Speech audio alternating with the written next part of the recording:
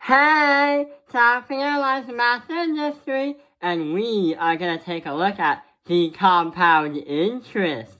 But also, additionally, we're going to learn about what the credit card trap is.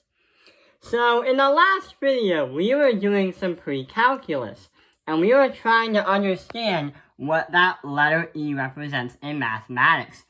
Turns out, we talked about a mathematician named Eulers, who named the letter, and he also proved how it works. We also figured out that when we have any given number, because there's literally no limit, because n could be anything, hey, that's supposed to be infinity, we can put any number we want as a number, then when we put that in here, it would grow and grow.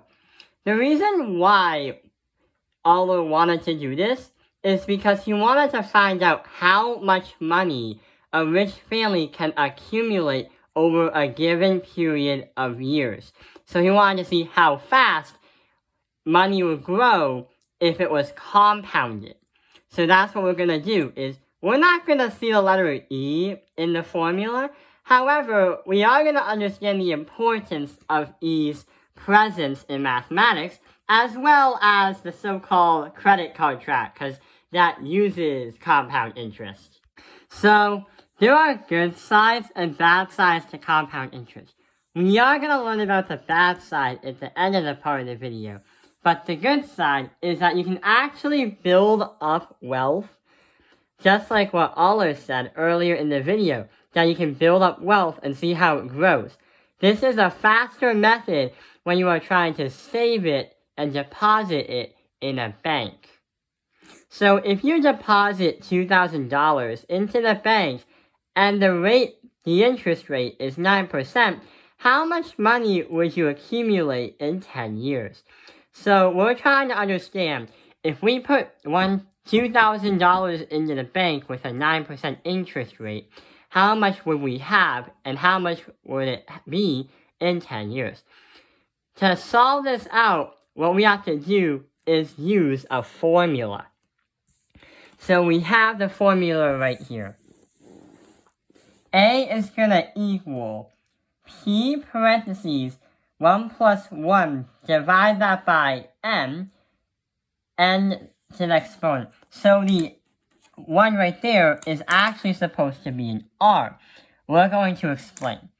So this formula does look like the one we saw earlier.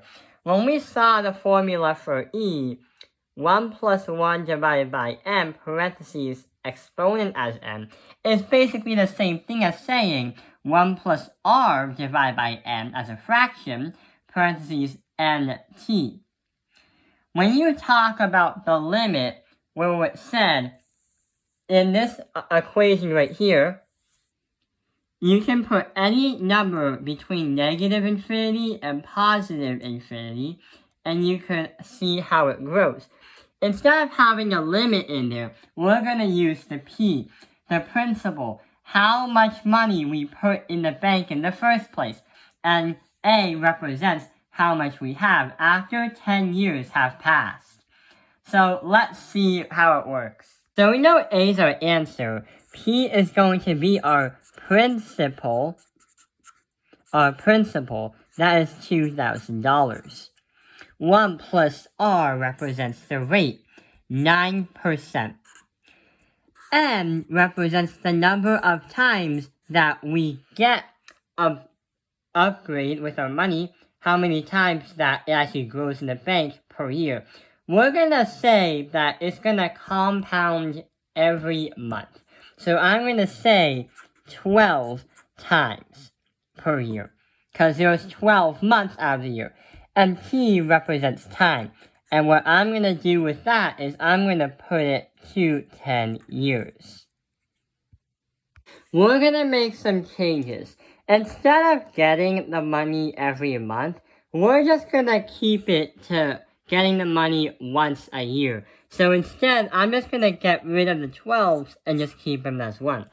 So now all we have to do now is set up the formula and solve it. Plug the numbers in and see what happens. So what we have is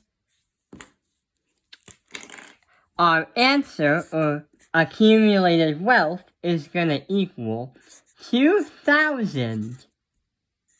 Then we have to do parentheses, multiply that by 9%. We are going to say 1 plus 0.09. Divide that by 1 and the parentheses, and we have to then put 10 in, because 1 times 10 is 10, because you have n right here and n right there as 1. So 1 times 10 is 10, so 10's the exponent. We're gonna get our money and make it grow once per year to make it easy and simpler to understand. So now what we have to do is get rid of that fraction. So 0.09 divided by 1 is going to be just 0.09. Anything divided by 1 is going to be itself. Then we have to add that by 1. So we're going to say instead 1.09. Let's get another sheet of paper and then expand on it, but not expand the equation. We're going to simplify it more. So our new problem is A equals 2,000. Multiply that by 1.09 to the power of 10. So we have it very, very easy here. We have to do exponents first because of order of operations. So 1.09 to the power of 10, which is very big, is, the answer would be 2.367. The last thing we have to do is multiply it by 2,000. When we do that on a calculator, in 10 years, we will be able to have $734. That is if we get the upgrade, or you get the compound interest once a year, not once every month. So if you do it once every month, you're going to get more than this. But if you do it once a year, then yeah. If we kept the 12 as an exponent, then you'd have to keep it, and then we'll have to put it in the 10. So hope this video has helped you understand compound interest. Thank you for watching Top Penalized Math Industry. Like and subscribe.